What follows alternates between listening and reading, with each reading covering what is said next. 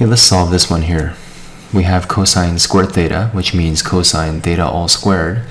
When you have variable squared equals some number, you can square root both sides, but the variable is such that we have the plus minus the square root of that answer. So we're going to say that cosine theta is equals to plus minus square root of that. It's the same thing as square root of the top over the square root of the bottom. So it becomes square root of 4 is going to be 2, and the square root of the bottom is going to be 3.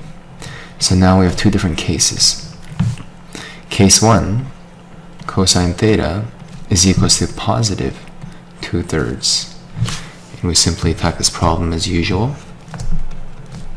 ASTC, cosine is positive here, and you hit the cosine inverse of 2/3. And make sure you're in degree mode. We get approximately 48.2 degrees. So that's the reference angle. And so when you're talking about between 0 and 360, the first angle we're going to get is theta is equals to 48.2-ish. And the next one we're going to get is going to go all the way around, which is 360 minus that value. So theta 2 is equals to 311.8-ish. Now, what about case 2?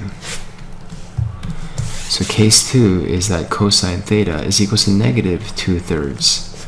So we finish off this problem just using the same approach. ASTC, cosine is negative here and here.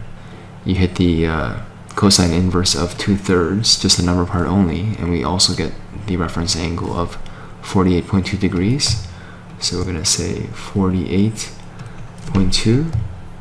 And so when you're talking about the domain 0 to 360, the first angle is going to be this half turn 180 minus 48.2, which is approximately, so I'm going to call this theta 3,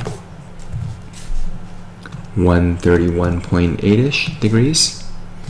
And finally, going around this far, we get 180 plus that reference angle.